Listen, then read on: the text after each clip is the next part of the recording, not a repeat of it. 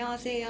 안녕하세요. 저는 지난주에 녹음을 하고 집에 가는 길에 산 하얀색 롱스커트를 오늘 처음 게시한 쪼리입니다. 저는 며칠 전에도 열심히 자소서를 써서 제출하고 온 여전히 취준생인 콩입니다. 혹시 지난주 잘 지냈어요? 저는 지난주에 갑자기 너무 아파가지고 병원을 갔다 왔어요. 쪼리도 알다시피 제가 약간 연례 행사처럼 자주 아프잖아요. 신종플루나 노로바이러스 이런 거 다 걸려오고 그래가지고 올해는 안 아프길래 괜찮아졌나 싶었는데 역시 기대를 안 저버리고 아파가지고 병원을 후다닥 갔다 왔습니다. 어디가 아프셨던 거예요? 배가 아프고 좀 몸살처럼 열이 올라가지고 토하고 그래서 이제 병원에 갔죠. 지금은 많이 나아졌는데 다 나으면 쪼리처럼 이제 운동하시잖아요. 네네. 해볼까 이제 음. 생각 중이에요. 발레? 저는 발레 필라테스를 시작한 지 이제 한 달 됐는데 처음에 가면은 필라테스로 좀 몸을 풀고 발레 동작을 배워요. 근데 되게 근력에도 좋고 유연성도 기를 수 있고 지난주에도 다녀오셨나요? 네, 일주일에 2번씩 하고 한 있습니다. 시간씩? 80분. 기네요. 회사 끝나고 하는 건데. 거기가 바로 저희 집 앞에 있어서 집에 가서 옷 갈아입고 가면은 바로 7시 반에 도착하는데 9시까지 수업을 해요. 거기 그러면 쪼리네 집 앞이면은 저도 그렇게 안 머네요. 셔틀버스 있으니까 진짜요? 집 앞까지 가줄 거예요, 셔틀버스가. 그럼 알아볼까? 알아볼까? 지금 개강한 지 하루밖에 안 돼가지고 들어올 수 있을 거예요. 가격은 괜찮나요? 가격 말해도 되나? 그러니까 적정 수준인가요? 굉장히 제가 저렴해요. 낼 만한 굉장히 저렴합니다. 제가 직장인이 아닌데도 부담할 만한 그럼요. 괜찮은 그러면은 이제 좀 같이 해볼 그런 계획을 한번 한 세워볼게요. 쌀국수 한 6, 7그릇 정도? 7 쌀국수 괜찮은데 한번 알아보고 저도 한번 다녀야 될 것 같아요. 너무 건강이 안 좋아가지고 저 그리고 저번 주에 스파이더맨도 보고 왔어요. 오, 봤어요, 쪼리? 저는 아직 못 봤어요. 진짜 너무 재밌었어요. 어, 원래는 마녀배달보 키키를 보고 싶었거든요.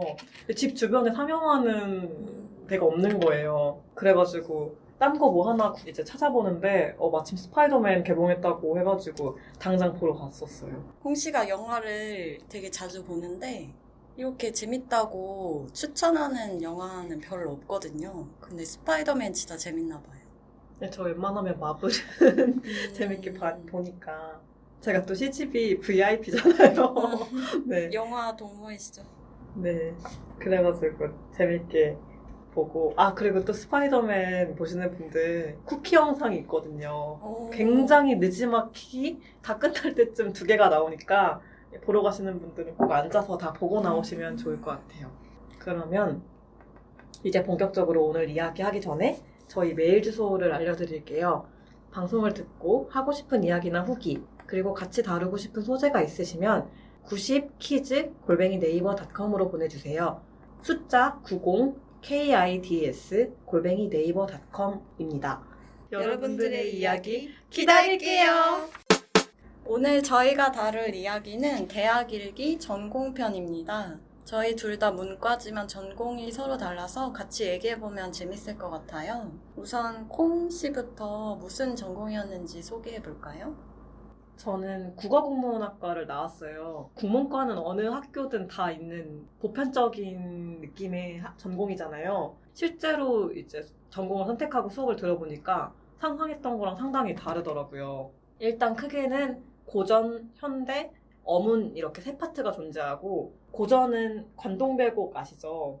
네, 관동별곡 같은 가사부터 홍길동전 같은 소설을 배우고 이미 연구된 부분도 많고 시험도 교수님이 알려주시는 내용 다 숙지하면 좋은 학점을 받을 수 있는 이제 파트예요. 현대 같은 경우에는 이육사의 광야 같은 근대시부터 최인훈 씨의 광장 같은 소설 그리고 정말 최신작에 대해서도 배우는 파트인데 일단 과제가 진짜 상당히 많고 시 같은 경우에는 필사 아시나요 혹시? 쪼리는? 따라 쓰는 거? 네, 그 필사 과제가 주어져요. 근데 저희가 생각하는 진달래꽃 같은 거 되게 짧잖아요. 네. 근데 이제 현대시 같은 경우에는 A4 한 장이 넘는 시가 많거든요. 그런 거를 막 2-3번씩 써서 이제 내고 해야 되니까 상당히 이제 길어가지고 나중에 친구들 보니까 학기 말에는 그 노트가 몇 권이 나오기도 하더라고요. 그런 게 좀 힘들 것 같았고 과제나 발표 비중이 좀 높다 보니까 나중에 내 학점이 몇 점이 나올지 예측이 도무지 안 되는 불확실한 점이 많은 파트예요. 그리고 마지막으로 어학은 학교 문법이나 맞춤법, 의문론 같은 걸 배우는 파트인데 정말 공부한 만큼 정직하게 성적을 받을 수가 있어가지고 저 같은 경우에는 앞서 말한 현대는 거의 안 듣고 고전이나 어학 위주로 수업을 들었었어요.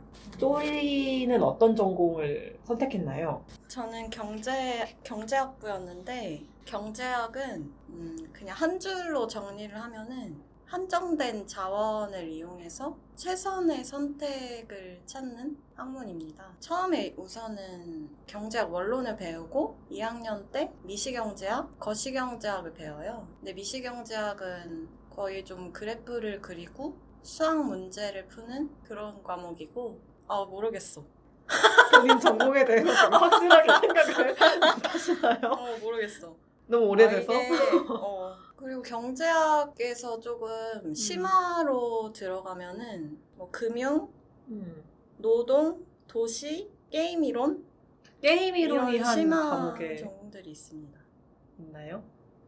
그냥 게임 이론이 미시랑 거시가 다 있어. 어렵진 않았나요? 당연히 어려운데 할만했나요?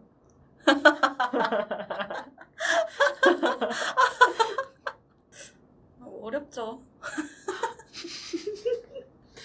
고생 많으셨네요. 이게 저희는 전공 수업을 거의 다 영어 수업으로 들었는데 이게 한국어로 읽어도 사실 이해하기가 좀 힘든데 그걸 영어로 배우다 보니까 좀 영어 단어도 많이 외워야 되고 이걸 한번 좀 한국어로 번역을 해서 이해를 해야 돼서 이런 부분이 조금 어려웠던 것 같아요. 그러면 우리 서로의 전공에 대해서 평소 가지고 있던 생각이나 편견 같은 거를 말해볼까요? 일단 저는 경제학에 대해서 막연히 어렵고 두렵다는 마음이 항상 있었어요. 고등학교 때 선택 과목으로라도 좀 들어봤으면 그런 두려움이 없었을 것 같은데 전 선택 과목도 윤리나 정치 같은 걸 들었고 그래서 경제 과목 선택한 친구들의 문제지를 보면은 경제가 그래프가 많잖아요. 그런 현란한 그래프들이 그려져 있는데 이거는 막 수학 같다 이런 느낌이 드니까 어려울 것 같다 이렇게 생각이 들어가지고 절대 하면 안 되겠다 이런 생각을 많이 했었죠. 그래서 경제학을 전공했다고 하면은 좀 뭔가 똑똑해 보이고 철두철미해 보이고 그런 편견 같은 게 있어요. 이미지. 실제로 저희 친한 친구들이랑 여행을 가면 뭐 할지 역할 분담하곤 했잖아요. 쪼리한테는 경제학과니까 저희 친구들이 총무 같은 거 항상 맡겨야 된다고 말하고 있었는데 그것도 결국에 다 전공에서 나온 편견 같은 거였던 것 같아요. 저는 국문과 학생들은 책을 많이 읽을 것 같고 그리고 그 책도 소설이나 시집을 읽을 것 같고 직접 소설도 쓸 것 같고 그리고 뭐 언어 전공이다 보니까 아나운서처럼 말도 잘할 것 같고 그럼 문학을 다루니까 감수성이 풍부할 것 같다. 그리고 이제 학창 시절에 국어 선생님 하면은 떠오르는 이미지가 있잖아요. 좀 이렇게 차분하시고 좀 모범적인? 저는 그런 이미지를 갖고 있었습니다. 제가 그 이미지랑 부합하나요? 이제 아닌가 봐요. 지금 그러니까 편견에 대해서 말하고 있었던 거니까. 아니네요. 그러니까 실제로 근데 국문과를 보면은 그런 편견이 많이 있는 것 같아요. 쪼리가 말한 것처럼 뭘 지어낸다던가 창작을 한다던가 그런 것 때문에 저희 그 친구들이랑 역할 분담할 때 그 쪼리한테는 총무 같은 걸 많이 맡겼다고 했잖아요. 친구들이 저에게는 도무지 뭘 맡겨야 될지를 모르더라고요. 국문과니까 이게 재미로 이제 나누는데 그래서 저한테 막 뭐 일지 같은 거 기록해가지고 어디 뭐 포스팅 같은 거라도 하라던가 뭐 그런 거를 막 얘기했던 것 같은데 그만큼 서로의 전공에 대해서 모르는 게 많다 보니까 그냥 막연히 가지고 있는 편견? 이런 게 있긴 한 것 같아요. 콩은 경제학 수업 들어본 적 있어요? 저는 복전을 해가지고 경제학 수업을 몇 개 들어볼 기회가 있었는데 국문과랑 너무 느낌이 달라가지고 깜짝 놀랐어요. 일단 국문과는 전부 거의 서술형이니까 당연히 모든 문항이 부분 점수라고 하기엔 좀 그런데 그렇게 이제 완전히 틀리거나 완전히 맞는 답이 없거든요. 그러니까 정해진 답이 있긴 한데 어쨌든 본인의 생각이 들어간 구성으로 적어 내려가야 되니까 어쨌든 답이 이제 명확하진 않은 거죠. 근데 경제학은 객관식 시험도 봤었고 시험 보면은 이제 부분 점수는커녕 그냥 얄짤없이 틀렸다고 나오니까 좀 그게 무서웠어요. 이게 경제학은 정말 열심히 공부해서 고득점을 받거나 그냥 공부를 안 해서 빵점을 받거나 이 극단적인 두 개 중에 하나인데 그래서 애매하게 공부할 바에는 정말 공부를 안 하는 게 낫다. 왜냐면 중간에 있는 사람들은 부분 점수가 없으니까. 어차피 틀리거나 이렇게 하니까.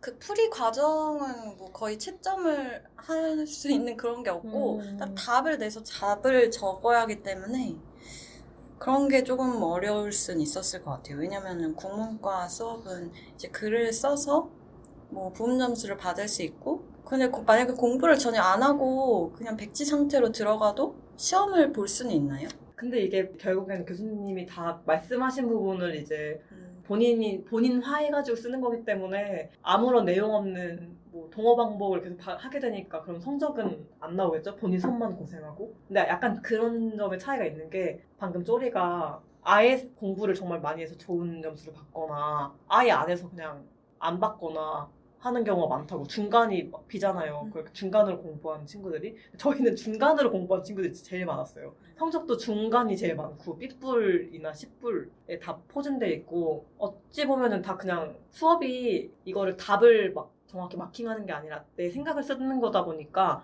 어쨌든 다들 본인 거를 열심히 쓰면은 그런 부분을 교수님이 감안해 주시기 때문에 어느 정도 이제 중위권에 분포되는 경우가 되게 많은 것 같아요. 제가 실제로 아까 쪼리가 말한 것처럼 거시경제학 수업을 한번 들었는데 안 그래도 어려운데 영어 수업이었어요. 그게 시험을 보고 나중에 결과를 봤는데 8점인가 그런 거예요. 100점 만점이었나요?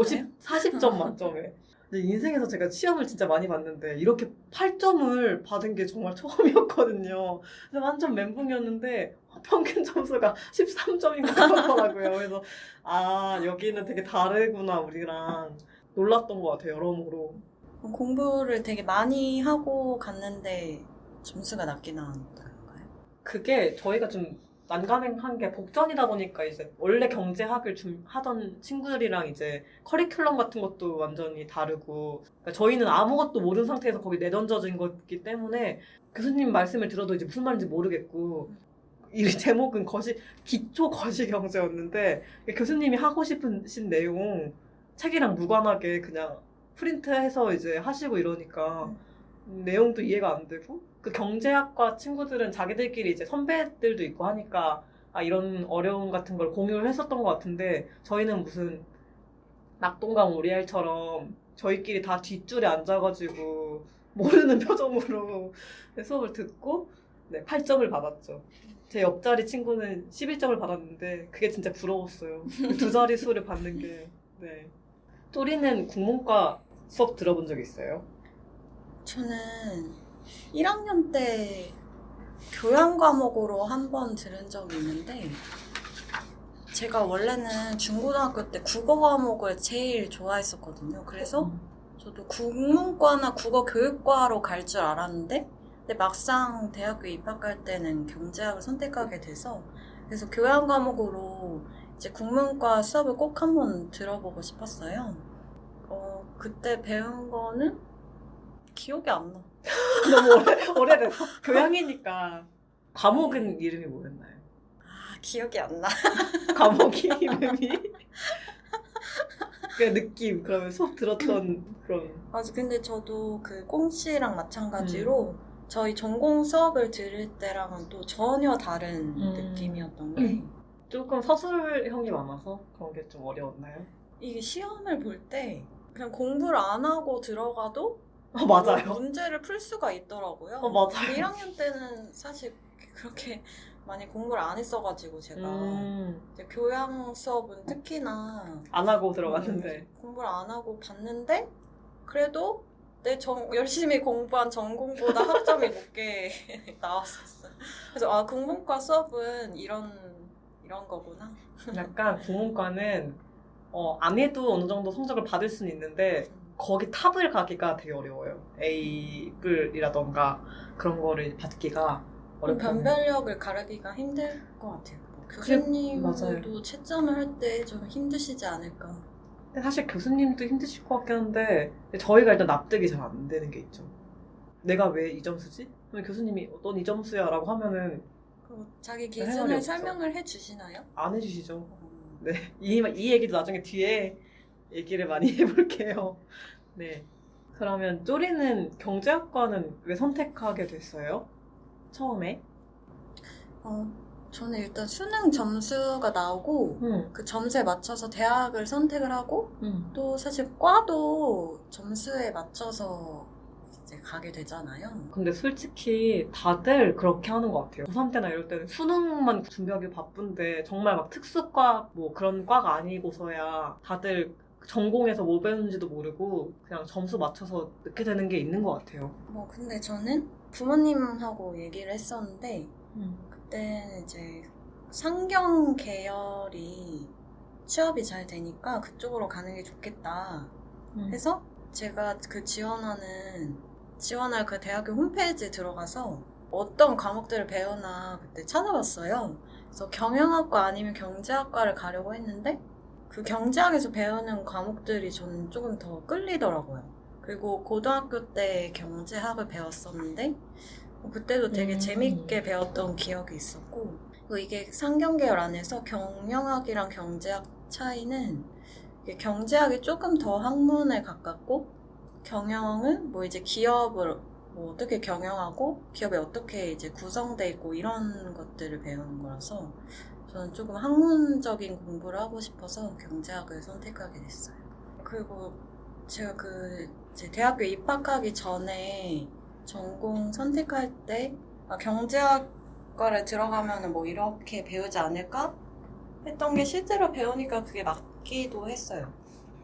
그러니까 되게 그 어떤 학문을 좀 이렇게 깊이 공부하는 학과? 그래서 저는 굉장히 만족스럽게 다녔습니다. 저는 사실 같이 저희 재수했으니까 정말 안 어울린다고 생각했어요. 왜냐면 저는 그때 국어를 좋아했거든요. 쪼리가 그때도. 국어를 저는 제일 잘했고 제일 좋아했고 그래서 저는 당연히 간다면 국문과를 가지 않을까, 쪼리가? 아니면은 그냥 인문 그런 계열로. 왜 갑자기 경제학과를 갔다는 거예요? 그래서 좀 놀랬던 기억이 나는 것 저는 같아요. 중학교, 고등학교 때 좀 책도 많이 읽고 맞아.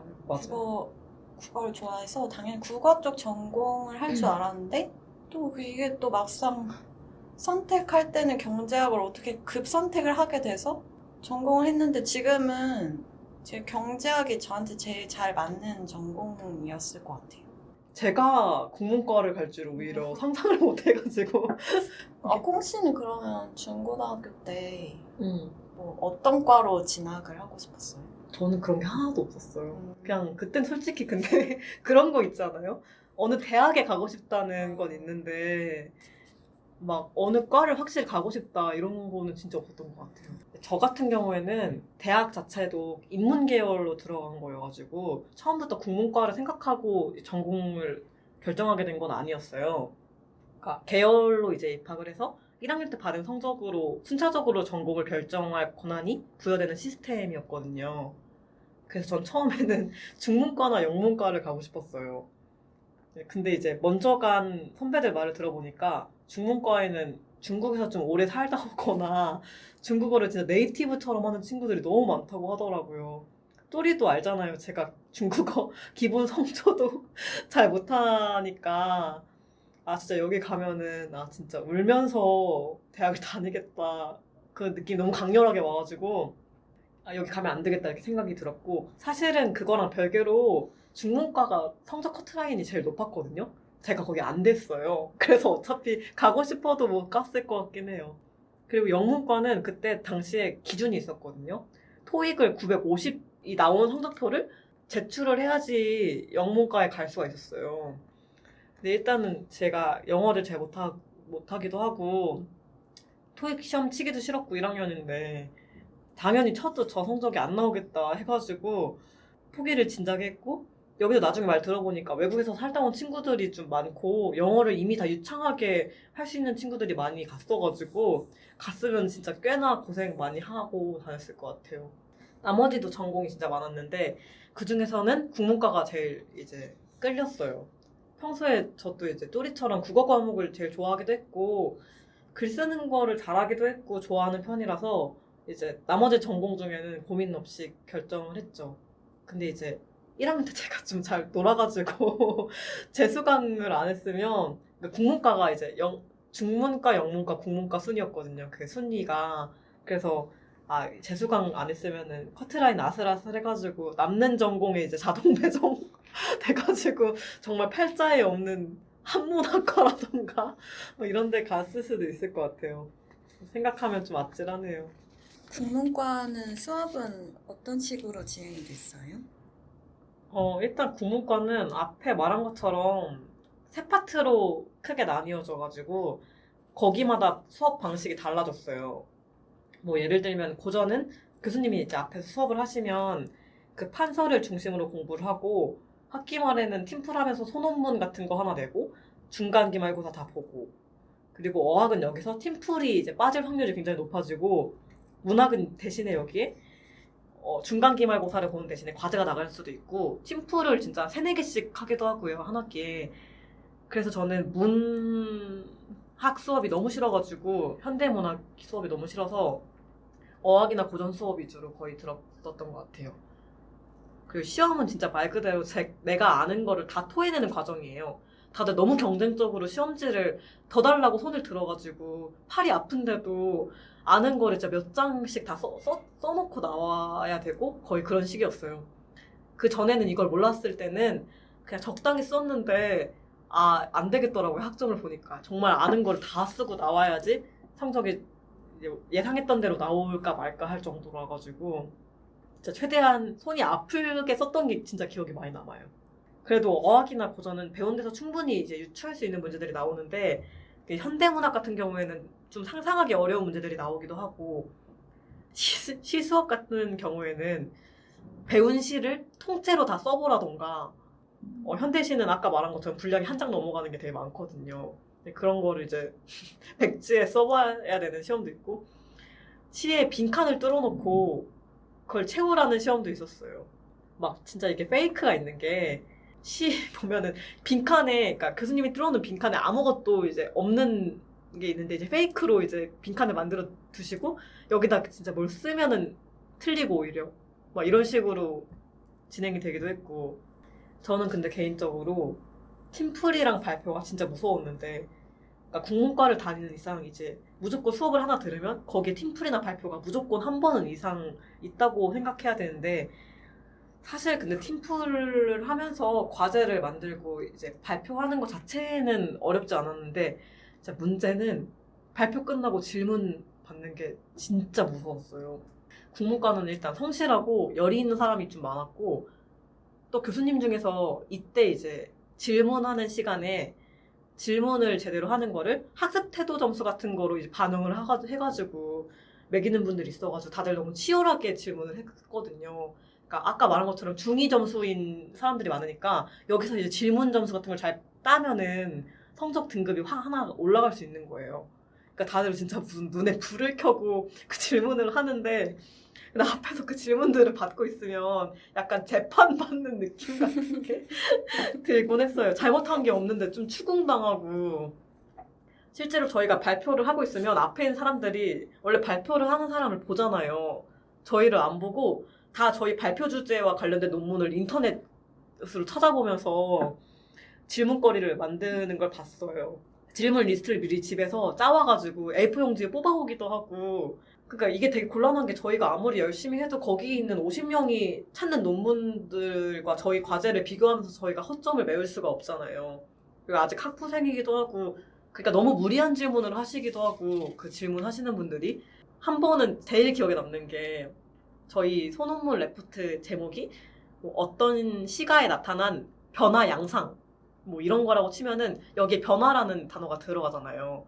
그러니까 이 변화에 대해서 어떤 분이 손을 들고 변화는 이런 뜻을 가진 단어인데 여긴 변화보단 흐름이 적절하지 않나요? 뭐 여기 변화는 뭐 이거에 맞지 않다는 식으로 막 진짜 한 10분 정도를 논의를 하시는데 저는 사실 변화나 흐름이나 크게 그냥 다들 쓰는 단어잖아요. 이걸 가지고 이렇게 논쟁을 해야 되는 건가 이런 생각을 다들 너무 식은땀 흘리면서 이제 대꾸를 하긴 하는데 좀 곤란했던 기억이 좀 나고 좀 어려운 질문 같은 게 들어오는 경우에는 교수님께서 이건 이 친구들이 대답할 수 있는 수준의 질문이 아니고 학계에서도 지금 논란되는 질문이다. 이런 식으로 잘라주실 정도로 어려운 거를 저희한테 물어보는 경우도 되게 많고 해가지고 진짜 그 질의 발표가 아니라 그 질의응답 시간이 끝나면은 진짜 얼굴이 빨갛게 달아올라가지고 다들 식은땀 흘리면서 고생했다고 이렇게 하고 끝났던 게 너무 힘들었던 기억이 나요. 그 질문 받는 것도 거의 한 40분? 30분 받거든요. 네. 그게 가장 고통스러웠던 것 같아요. 왠지 교수님은 그 상황을 되게 즐기셨을 것 같고 어떻게 하셨나요?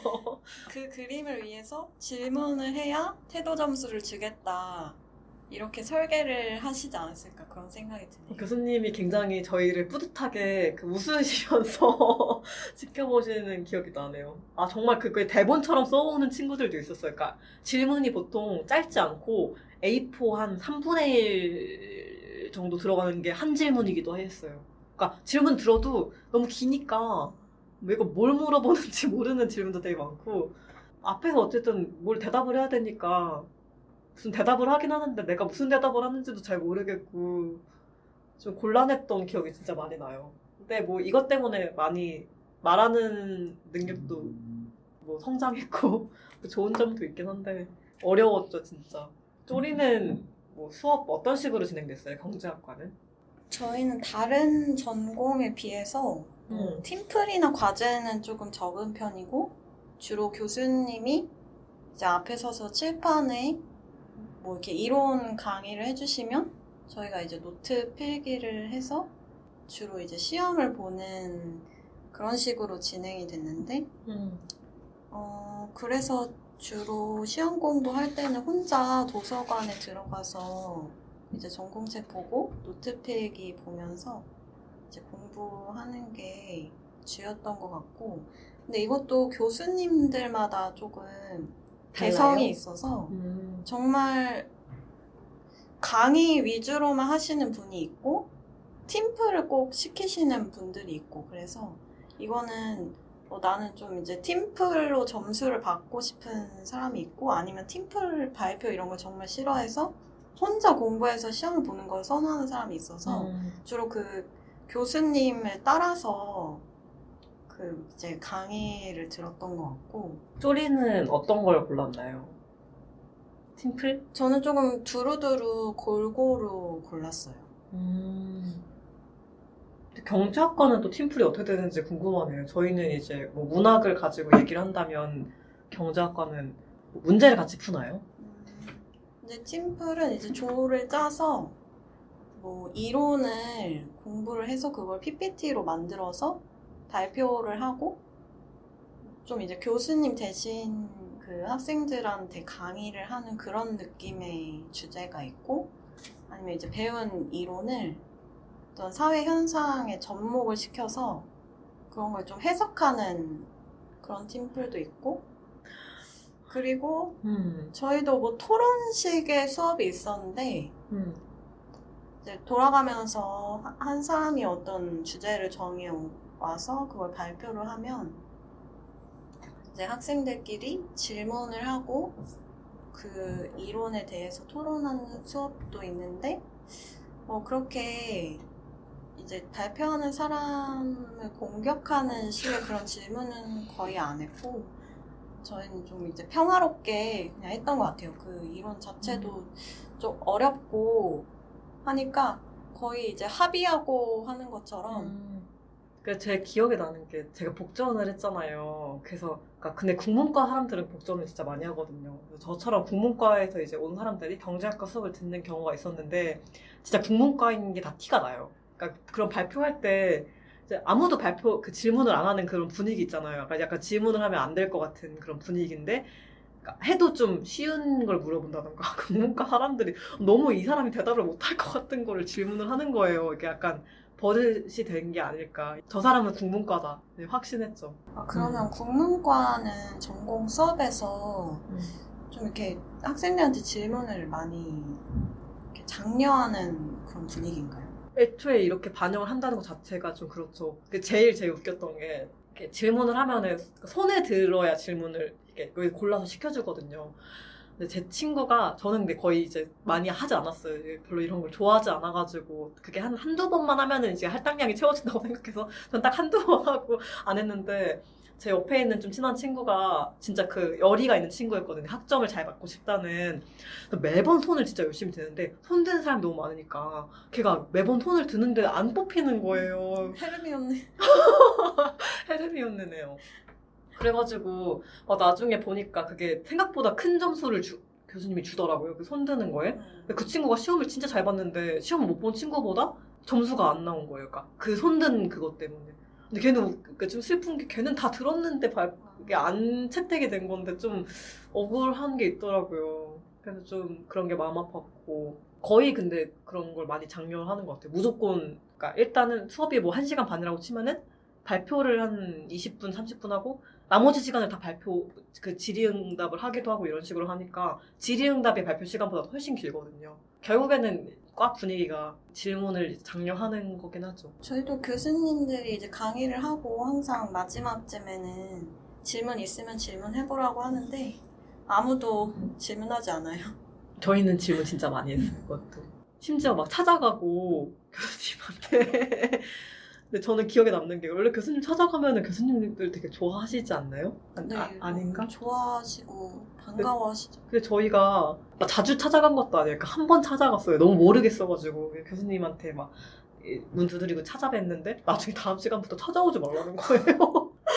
너무 근데 그 말이 너무 웃겼어요. 뭐라고 하면서 찾아오지 말라고 했냐면 너네가 적극적인 성격을 가진 애들은 찾아와서 뭘 얻어가는데 성격이 소심한 친구들은 얼마나 손해냐 막 이런 식으로 말씀하시는데 너무 근데 그게 억울하더라고요. 이게 적극적인 거랑 소심한 그러면 친구들. 그 적극적인 친구들이 찾아와서 했던 질문을 다음 그 강의 시간에 근데 학생들이 그러면 다 좋았을 들을 수 있게 텐데. 얘기해주면 좋을 텐데. 그러니까 어쨌든 그래서 막 너무 부당하다면서 교수님이 오지 말라고 하시더라고요. 근데 어쨌든 질문이 정말 저는 다 필요 없고 과제도 괜찮고 다 괜찮았거든요. 근데 진짜 발표 팀플조차 괜찮았어요. 근데 정말 그 질문 받는 시간이 진짜 내가 안 잘못한 일로 재판받는 기분이 너무 많이 들어가지고. 근데 거기 앞에 가면은 나중에 아무 말이라도 하게 되더라고요. 그러니까 막 질문이 들어오면은 생각이 안 나요. 막 예를 들면 막 쪼리가 진짜 저한테 지금 황당한 질문을 해요. 근데 지금 대답을 못 하는데 그러니까 앞에 나가서 서 있으면은 그냥 아무 말을 해요. 그러니까 막 이거랑 상관이 없어도 막 급하니까 사람이 뭐라도 그 아무 말을 되게 장황하게 하면 질문했던 사람도 내가 뭘 질문했는지 약간 까먹게 되고 좋은 방법인 것 같아요. 저도 그렇게 생각했거든요. 몇 번 먹혔는데 안 통하는 분이 한 분 계셨어요. 그렇게 했더니 제가 지금 질문하는 건 이게 아니라 이건데 지금 이걸 질문하고 있다고 해가지고 막 이렇게 어떡하지 했는데 그때 교수님이 나오셔가지고 이건 얘가 대답할 수 있는 질문 아니라고 너무 어려운 거 물어봤다고 해주셔가지고 감사했죠. 정말 팀원들이랑 되게 동료의식이 생겨요. 우리가 한 배를 탔다 지금. 전후에. 그리고 서로 쳐다봐. 질문이 들어오면은 서로 너가 해달라고 막 이렇게. 저 그거 되게 많이 당했어요. 좀 저 열심히 그러니까 앞에 재수 때 말했듯이 제가 좀 소심하고 열심히 사니까 팀플 할 때도 좀 자료 같은 거 잘 찾거든요. 그러니까 다들 그 질문이 들어와서 대답을 못하면 다 나를 쳐다보는 거예요. 그럼 억지로 아무 말이나 하고 이제 넘어가고 이랬던 것 같아요. 너무 힘들었어요. 근데 쪼리도 보면은 제가 경제학과 수업 들었잖아요. 너무 어려웠을 것 같아요. 그래프 막 그리고 막 하나 잘못 그리면은 막 다 모르겠고. 옛날에 그 경제학 시험 봤는데 성적이 너무 이해가 안 되는 거예요. 난 잘 봤는데. 그래서 교수님한테 시험지를 보여달라고 했거든요. 근데 보여주시더라고요. 근데 너무 매정하게 다 이게 비가 내리는데 진짜 세심하게 채점하시더라고요. 그러니까 전 당연히 부분 점수가 있을 거라 생각하고 했는데 풀이 과정도 다 쓰니까 그 뒤에 뭐 살짝 뭐 틀려가지고 틀린 거 다 틀렸다고 하고 이러니까 좀 슬픈. 그 열심히 공부했는데 중간에 뭐 더하기 하나 잘못해서 틀려도 그냥 빵점. 이런 그니까요. 게 조금 힘들긴 하죠. 저는 그리고 초보니까 그런 실수 되게 많이 했어요. 그래프 그리는 게 많잖아요, 경제학과는. 그래서 그 X축이랑 Y축에 이게 뭔지를 써야 되는데 당연히 이거에서 말하는 건 이거니까 이거 X축, Y축에 뭔지 안 적고 그냥 그래프 그리고 했더니 교수님이 이거 반드시 적어야 된다고. 네, 그런 거 많이 틀렸죠. 저는 그냥 개인적인 성향인 것 같은데 그 그래프 그리고 이렇게 막 그림처럼 그려서 그 이제 막 접선 찾고 수학 계산하고 이런 거를 좀 즐겼던 것 같아요. 그래서 당연히 공부하는 게 어렵기도 했지만 이제 좀 문제를 풀어서 답이 나왔는데 그 답이 맞을 때 그 쾌감이 되게 있었어요. 그 변태 아닌가요? 경제학 변태? 경제학과 사람들은 다 그런가요? 그거에 즐거움이 있나요? 근데 보통 공통적으로 하는 말이 너무 어려웠다고 하는 것 같고 근데 저도 어렵기도 했지만 또 그만큼 재미가 있었어요, 저는. 진짜 저는 많이 울었어요. 경제학과 복종하면서. 쪼리한테도 많이 물어봤잖아요. 제가 그때 수업 들으면서. 분명히 쪼리가 설명해줬는데 뒤돌면 잊어버리고. 맞아. 이게 이 기초가 없는데 참 어려운 걸 전공을 들어버리니까 좀 어렵고. 그래서 제가 학점이 사실 전공 평점이 그렇게 막 나쁘진 않거든요. 근데 보통 10부를 받으면 재수강을 하잖아요. 근데 비제로를 받으면 재수강도 못 한단 말이에요. 제가 유일하게 비제로 받은 과목이 딱 2과목 있는데 둘 다 경제학. 네, 근데 그때 되게 감사했어요. 비제로라도 재수강 안 해도 되니까. 그리고 이거 재수강을 못 해요. 해도 똑같이 나올 것 같아가지고. 근데 이게 어려운 게 진짜 말씀하셨던 것처럼 기초가 없는데 좀 이제 교수님들은 학원 선생님이나 뭐 중고등학교 선생님처럼 맞아요. 좀 이렇게 친절하게 설명을 해주시진 않으니까 그런 게 조금 갑자기 어려운 걸 배워서 좀 힘든 것 같은데 그래서 제가 만약에 이제 경제학 전공하는 후배가 있으면 추천해주고 싶은 게 강의? 미리 좀 인터넷 강의를 듣고 오면은 이게 훨씬 좋을 것 같아요. 그 인터넷에 뭐 회계사 준비하시는 분들도 경제학 시험을 보기 때문에 경제학 강의가 되게 많거든요. 맞아요. 근데 그 중에서 조금 쉬운 이렇게 기본 강의를 들으면 이제 그건 좀 시험 전용 강의다 보니까 시험 팁 같은 걸 알려주는데 그런 것까지는 조금 불필요하고 원론을 그러니까 미시경제학, 거시경제학 그 전에 경제학 원론 이 정도 이제 이론 배우는 걸 한 번만 듣고 그 전공을 시작하면은 좀 저학년 때부터 기초도 쌓으면서 좀 수월하게 공부를 할 수 있을 것 같아요. 그리고 요즘에는 인터넷에도 맞아요. 정보가 되게 많기 때문에 검색을 좀 열심히 하면서 미리 좀 공부를 하면은 도움이 될 것 같아요. 그 원론 책만 가지고 공부를 하면은 말도 너무 어렵고 이해가 안 돼서 좀 공부할 때 스스로 좀 힘들 수 있는데 인터넷이랑 강의를 좀 이용을 하면은 좀 수월하게 할 수 있을 것 같아요. 그리고 이렇게 복수 전공하면서 몇 개 과목만 들어야 되는 친구들은 사실 막 인터넷 강의를 듣는 게 좀 부담스러울 수 있잖아요. 혹시 저 기억나는 게 국제금융론인가 이런 거 경제 수업이죠. 네네. 그거 심화 아닌가요? 맞아요. 저희한테 열려있는 게 그 기초 강의 다음에 국제금융론 같은 거라 가지고 차마 못 들었죠. 거기 나중에 후기 달린 거 보니까 저처럼 복종하는 사람들이 울면서 단 게 많더라고요. 그러니까 이거 다 학살당하니까 오지 말아라. 왜냐면 걔네들은 되게 쉽게 한다더라고요. 경제학과 원래 전공한 사람들은 그 루트대로 따라가면 저희는 루트가 없었으니까 너무 어려웠죠. 기본부터 배워도 어려운데 기본 없이 심화 전공을 배우면 어려울 수밖에 없을 것 같아요. 근데 교수님은 친절하고 좋았어요. 왜냐면 진짜 너무 기억에 남는 게 원래 교양 수업에서 많이 자주 그러는데 전공 수업에는 안 그러거든요. 근데 그 교수님은 그 수업 시간마다 아침에 10분, 15분을 할애해가지고 저희를 한 명씩 일으켜가지고 매 수업 시간마다 한두 명씩 일어나서 노래를 추천받았어요.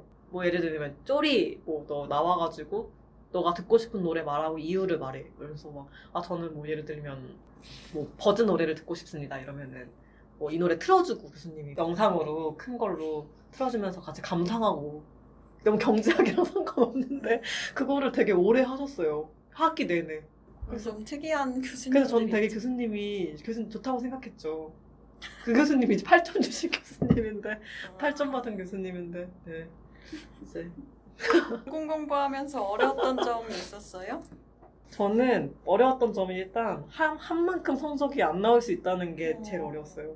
제 성적을 최종 발표일 전까지 모르는 경우가 되게 많았어요. 쪼리도 그랬나요? 저희는 자기가 답안지에 쓴 게 있으니까 대충 내가 얼마나 받겠다 예상을 할 수 있죠. 뭐 중간 성적 이런 거 알려주시잖아요. 그리고 알려주세요. 그러니까 저희는 근데 그런 걸 안 알려주시기도 하고 해가지고 과제 점수부터 중간고사, 기말고사 점수를 전부 안 알려주시는 교수님들이 꽤 많아가지고 그리고 저희는 아까 말했다시피 쪼리인의 수업처럼 명확하게 정해진 답이 존재하는 게 아니라가지고 내가 열심히 썼는데 내 성적이 정말 짐작조차 안 갔던 적이 진짜 많아요. 그래서 발표일에 정말 손을 꼭 모으고 아 제발 10불만 안 나오게 해달라고 엄청 기도하고 그리고 쪼린의 전공은 이의제기를 하는 사람이 많이 없다고 했잖아요. 거의. 실제로 그럼 안 하나요? 많이? 성적 이의제기? 뭐 이의제기를 해도 뭐 자기가 시험지 보면은 납득할 수 있죠. 자기가 틀린 거니까. 그래서 애초에 많이 안 하는 건가요? 대충 감이 오니까? 근데 저희는 이의제기를 한 사람이 진짜 많았어요. 정말 이해가 안 돼서. 근데 이의제기를 해도 결국에는 납득이 안 돼요. 교수님이 너네가 이해하라 하고 하면은 그냥 이해를 할 수밖에 없는 구조라서 시험지도 안 보여주고. 그리고 이게 한 번 기억나는 게 있는데 비평 수업을 한 번 들었어요. 근데 그게 진짜 힘들었거든요. 그러니까 막 원래는 제가 그런 문화 수업을 안 듣는데 말했듯이 좀 과제가 진짜 많고 하니까 안 듣는데 어쩔 수 없이 듣게 됐는데 과제가 한 매주 5장, 6장씩 총 한 7번을 그 레포트를 내는 게 있었어요. 그리고 중간고사, 기말고사 다 보고 그래가지고 저는 일단 다 했잖아요. 그 과제를 7번 5장 넘게 다 내고 출석도 다 하고 지각도 한 번 안 하고 중간 기말고사 다 어느 정도 다 잘 본 것 같고 했는데 B뿔은 받겠지 이랬는데 나중에 결과 보니까 C뿔이 뜬 거예요. 그래서 너무 억울한 거예요. 이제 그게 다 냈는데 그래서 나중에 교수님한테 여쭤보니까 지각 결석한 사람이 70명 중에 한 명도 없었고 과제도 다 냈대요. 다 중간기 기말고사도 다 그 평균 이상 다 넘어가고 그래서 아쉽게도 너도 되게 잘했지만 콩 너도 되게 열심히 했지만 한 1, 2점 차이로 너도 그냥 10불이라고 말을 하시는 거예요. 그 진짜 근데 제가 억울했던 게 저는 그 과제 때문에 전날 밤을 막 새서 쓰기도 하고 진짜 그 과제를 열심히 써갔는데 그 수업이 3시간짜리 연강이었어요. 근데 수업이 시간이 기니까 수업 시간에 과제를 작성하는 사람들이 꽤 있었거든요. 노트북 가져와서. 그 사람들보다 제가 점수가 안 나온 거예요. 그러니까 이게 기준이 막 명확하지 않으니까 막 이런 식으로 약간 당황하는 경우들이 생기니까 그러니까 미리 교수님의 채점 경향성 같은 거를 좀 살펴봐야 되는 어려움도 있고 그리고 이의제기를 아까 말했듯이 해도 답이 정해진 게 아니니까 교수님이 네가 못 썼다고 하면은 그렇구나 하고 이제 납득해야 되는 경우가 많아서 저는 이제 그 이후로 이 수업 이후로는 한 번도 안 들었어요. 그 문화 수업을. 점수가 한 만큼 나오는 게 그래도 보람차니까. 그러면 전공 공부하면서 쪼리는 가장 기억에 남는 에피소드 이런 거 있어요? 저는 저희 과가 정원이 100명이었는데 오, 많네요. 그래서 팀플을 하면 가끔 한 조에 10명에서 12명 정도가 같이 팀플을 하게 되는 경우가 있는데 이게 또 사람이 많아지면 좀 힘들더라고요. 곤란하죠. 그러니까 물론 팀장 한 명이 좀 이끌어가긴 하지만 역할을 배분하는 것부터가 좀 사람이 많으니까 그게 힘들고 이제 팀플이 각자 조금씩 이렇게 모아가지고 하나를 만드는 거잖아요. 맞아요. 근데 이거를 12명치로 쪼개서 하려니까 이런 게 좀 어려웠던 게 기억이 나네요. 저는 좋은 기억이랑 나쁜 기억이 이제 하나씩 나요. 일단 나쁜 에피소드부터 말해보자면 팀플인데 한 팀플에서 제가 발표를 맡게 됐어요. 사다리를 탔는데 운이 진짜 안 좋더라고요. 한 6명 중에 2명 걸리는 건데 사다리에 걸렸어요. 발표를 하는 것까지는 괜찮은데 이제 발표를 누가 하기로 하면 이제 자료 조사를 누가 맡고 보고서 작성을 누가 맡고 PPT를 누가 만들고 이걸 다 분배를 하는데 사람들이 자료 조사랑 보고서 작성을 진짜 안 하는 거예요. 그래서 근데 발표를 하려면 보고서가 필요하고 보고서가 이제 만들어지려면 자료 조사가 필요하니까 어찌저찌 제가 자료 조사랑 보고서 작성을 거의 다 도맡아서 하게 됐어요. 근데 이제 PPT도 필요하잖아요. 근데 이제 나는 많이 했으니까 제가 거의 거기에 진짜 파라를 한 것 같은데 그 팀플에 남은 사람들이 PPT 잘 만들겠지. 팀원분들도 한 6명 되니까 이제 다들 모여가지고 이제 마무리하다가 이제 뭐 여러분들이 PPT 하셔야죠 제가 이렇게 말을 했는데 PPT는 누가 하시기로 했죠? 제가 이러니까 어떤 분이 발표하시는 분이 PPT도 만드는 게 가장 효율적이지 않나요? 이러시는 거예요. 너무 근데 진짜 화가 나는 거예요. 애초에 그냥 그렇게 따지면 팀플 안 하고 내가 다 만드는 게 제일 효율적인데 무슨 소리지? 그래서 이건 진짜 아니죠 이렇게 하면서 이제 PPT를 그분들한테 맡겼는데 PPT를 만들면 그래도 좀 그분들이 하는 게 PPT 만드는 것밖에 없는데 사실 근데 그리고 국문과 PPT는 좀 쉬워요.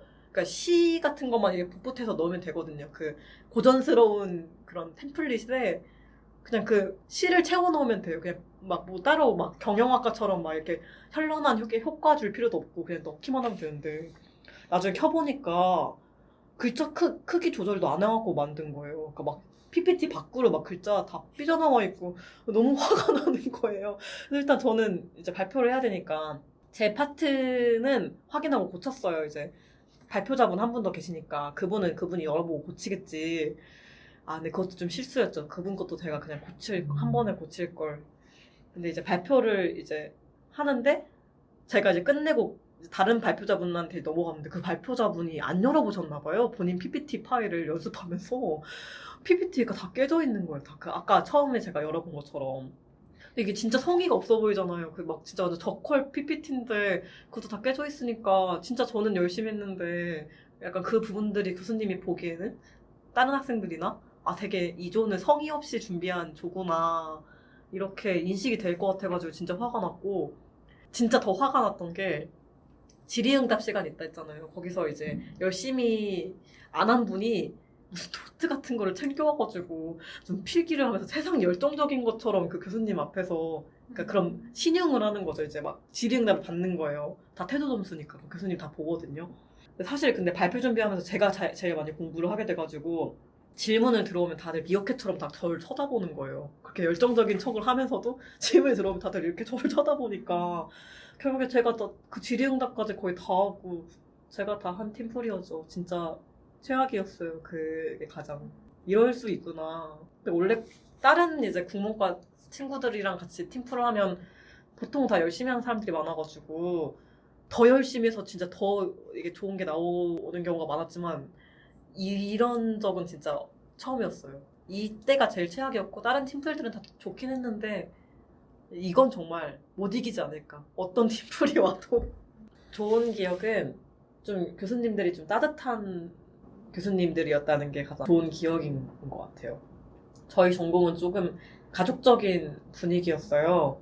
교수님들도 좀 부드러우시고 그래서 교수님들이 교수님이라고 부르기보다는 선생님이라고 부르라고 하셔가지고 근데 약간 국문과의 특성인 것 같기도 해요. 선생님은 애초에 선생님이란 직책이 있는 건데 교수님은 교수라는 직책에 님을 붙이는 게 좀 이상하게 들린다고 그냥 선생님이라고 하라고 하셔가지고 다들 고등학생처럼 뭐 예를 들면 쪼리 선생님, 쪼리쌤 막 이렇게 부르면서 막 찾아다니고 이랬는데 진짜 무슨 고등학교, 중학교 선생님처럼 수업 들어온 학생들 이름이랑 얼굴도 다 외우시고 이름을 부를 때 이미 저희 얼굴을 찾아가지고 눈을 맞추면서 이름을 막 불러주셨어요. 이게 대출이 안 된다는 좀 단점이 있는데 대학인데 좀 삭막하지 않고 따뜻하다 이런 느낌을 좀 많이 받았고 그리고 저희는 산책의 진도가 다 끝나면은 책거리라고 해가지고 이벤트가 있는데 뭐 맛있는 음식 나눠 먹으면서 얘기하는 시간이에요. 그래서 뭐 맛있는 거, 빵 같은 거 나눠주시면서 좋은 얘기도 해주시고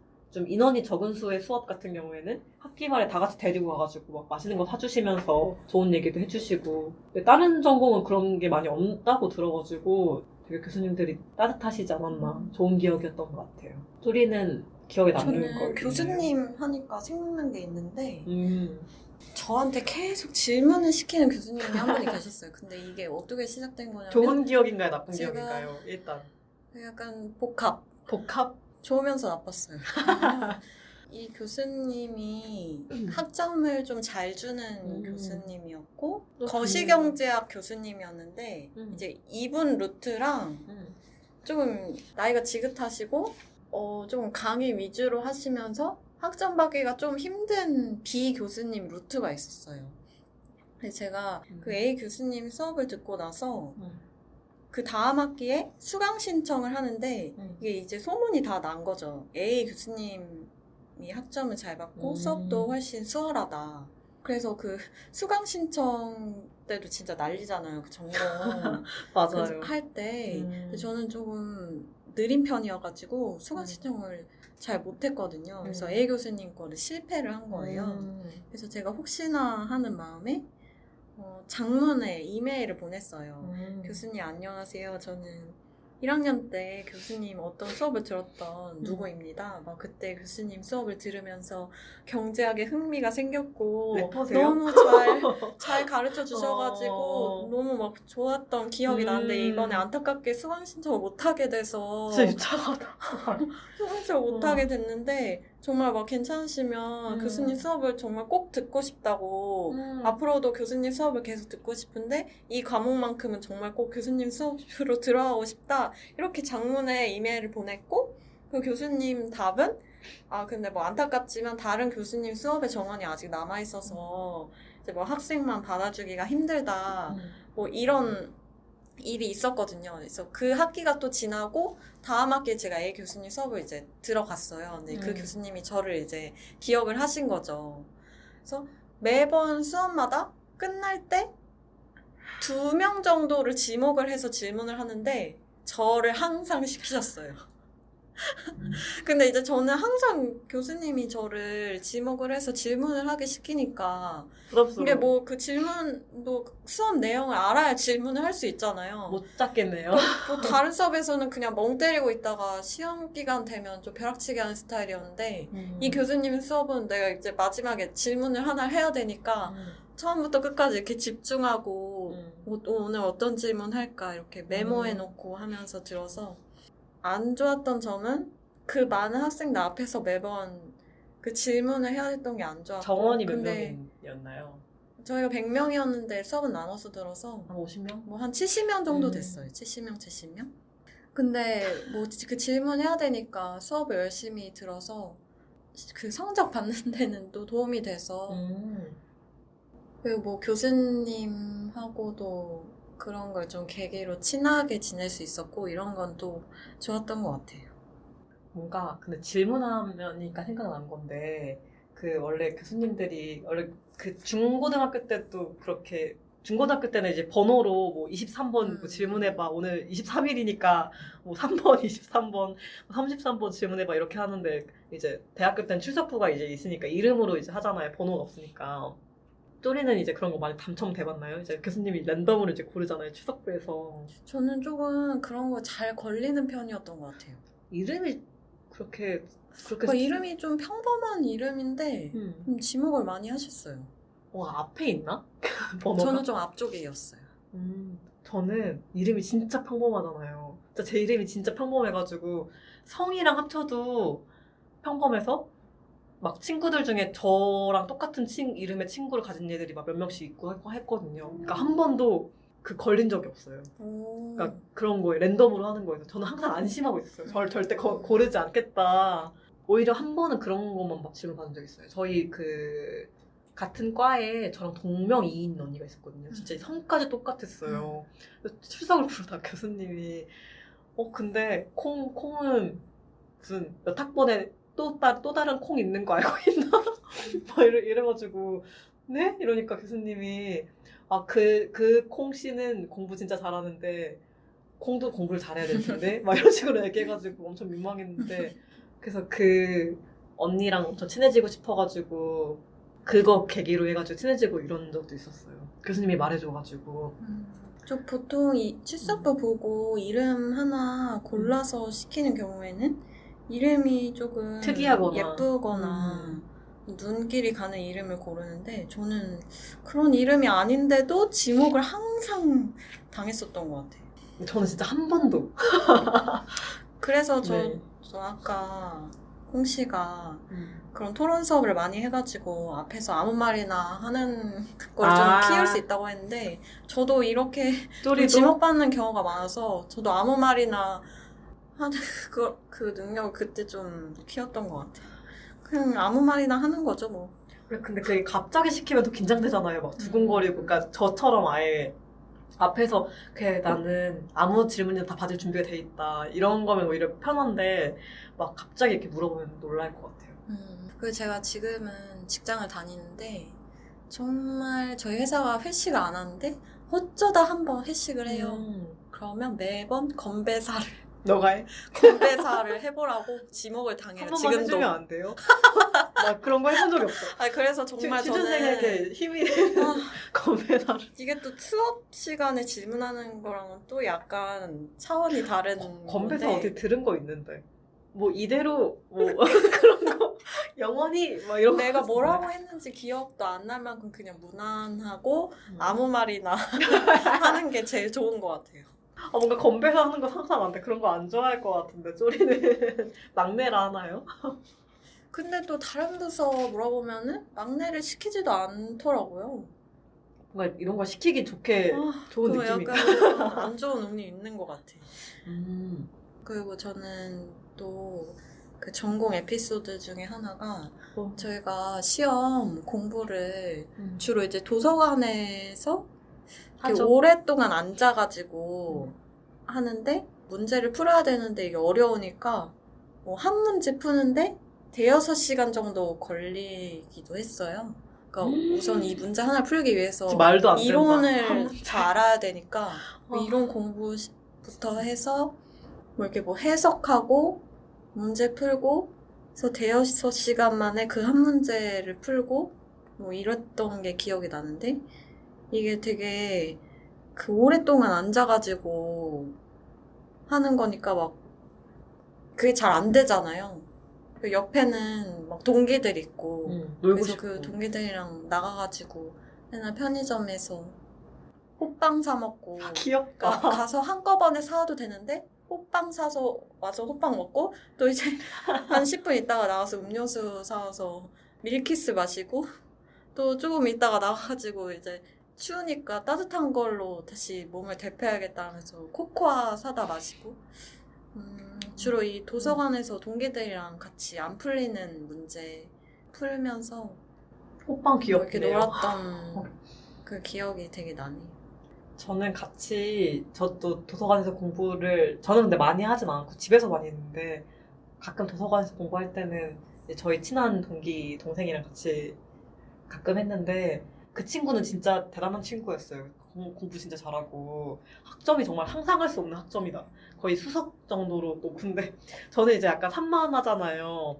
그러니까 막 계속 그 쪼리가 동기들이랑 같이 호빵 먹으러 가는 것처럼 이제 저도 이제 그 친구랑 공부하면서 옆에서 계속 이제 건들고 싶은 거예요. 공부하면서 건들면 제 친구가 이제 막 약간 저보다 훨씬 동생이거든요. 제가 하수했으니까 그 동생이 저를 동생 보듯이 보면서 이렇게 우쭈쭈 하면서 좀 공부 좀 더 하고 막 하자고 막 하는데 되게 이상한 느낌이 들었어요. 약간.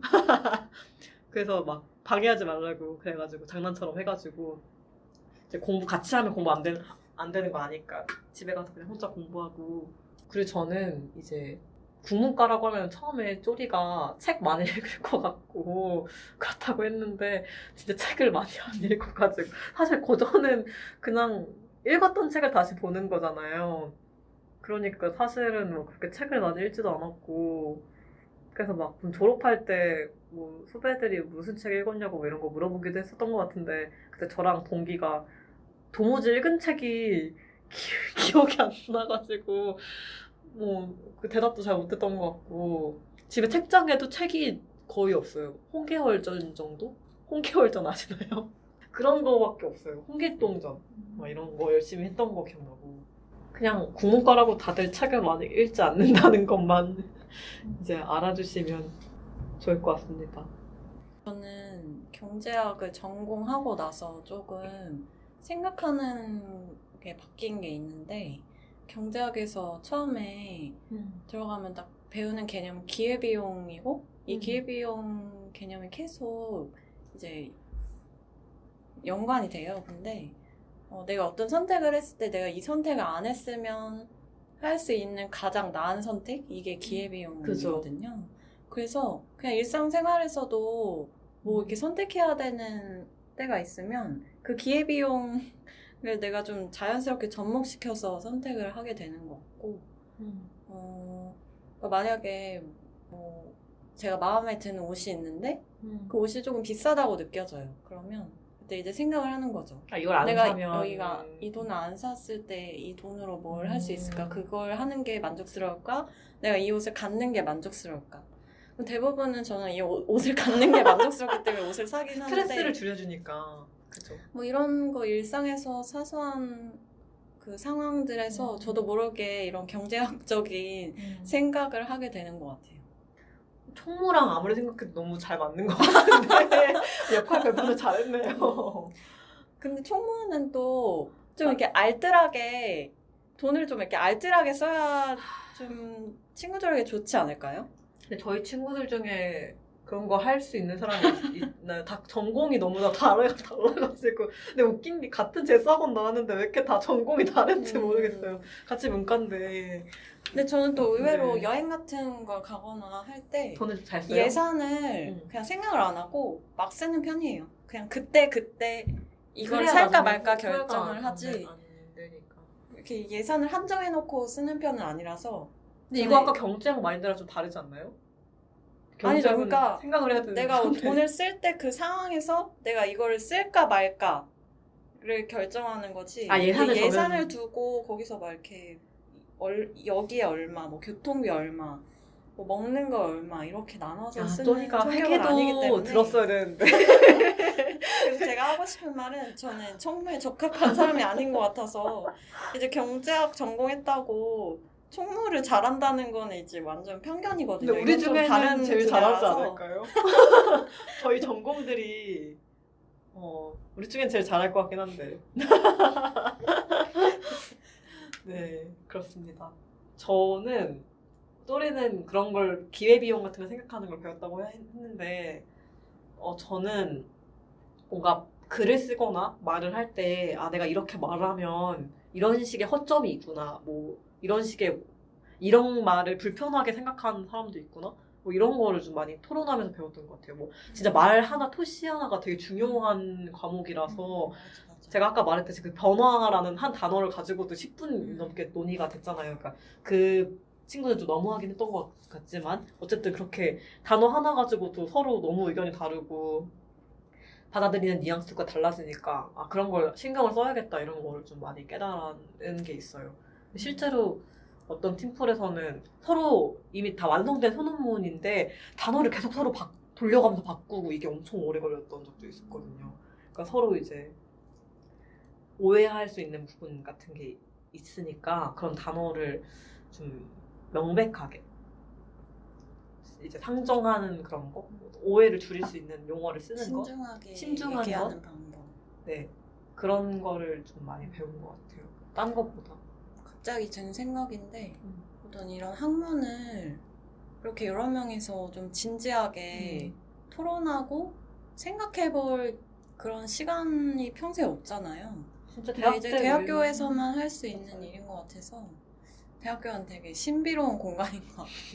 근데 또 요즘에는 아무래도 취업 때문에 이제 취업을 하려면 학점을 잘 받아야 되고 이런 것 때문에 그 대학이 원래 있어야 되는 의미가 조금 변질된 것 같기는 한데 그래도 좀 적당히 이것저것 잘 챙기면서 자기가 듣고 싶은 수업도 들으면서 또 학점도 잘 챙기면서 뭐 이렇게 좀 현명하게 들었으면 좋겠어요. 요즘에는 되게 추세가 많이 바뀐 것 같아요. 저희 들어갈 때랑.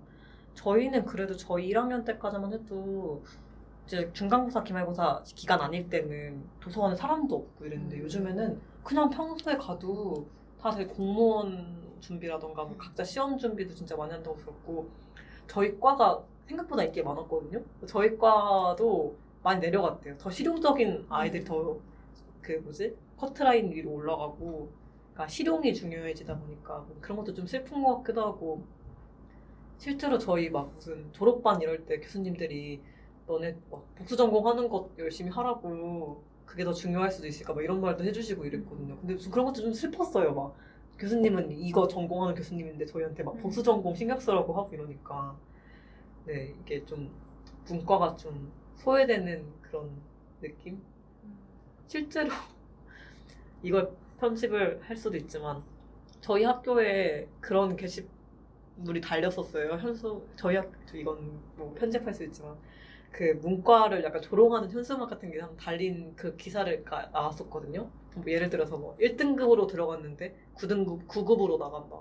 뭐 이라던가 뭐 문과는 수업 시간에 치킨집 사업하는 거 배운다며? 뭐 이런 식으로. 좀 다들 공평하게 배우려고 들어간 건데 좀 그런 거에 차등이 생기는 것 같아서 그런 거 좀 슬픈 것 같긴 해요. 결국에 또 결말이 이렇게 또 진지증. 오늘은 쪼리가 안 하니까 제가 진지증 이거 다 편집할 마무리는 거예요. 역시 진지충. 저번 편집할 때도 다 잘랐기 때문에 오늘도. 네. 자, 그러면 오늘은 여기까지 해볼까요? 네, 오늘의 90년대 아이들의 이야기는 여기까지입니다. 혹시 오늘은 녹음은 어떠셨어요? 지난주에 우리 엄청 떨었잖아요. 막 오프닝 녹음만 한 5번씩 하고 계속 웃어가지고. 근데 오늘은 좀 잘 수월하게 빨리 된 것 같아가지고 이제 점점 익숙해지면은 더 잘하게 될 것 같아요. 좀 자신감이 붙는 것 같아요. 또리 씨는 어떤가요? 그래도 이제 아직까지는 좀 평소 말투랑은 다르게 좀 발표하는 식의 그런 말투가 남아있는데 그래도 저도 저번보다는 좀 나아진 것 같고 빨리 저희가 적응을 해서 또 이제 자연스럽게 또 같이 대화를 하면은 좋을 것 같아요. 마지막으로 저희와 함께 나누고 싶은 이야기가 있으신 분들은 메일이 있어요. 90kits@naver.com 여기로 사연 보내주세요. 여러분들과 같이 재밌는 후기 나누고 싶습니다. 지금까지 90년대 아이들이었습니다. 안녕.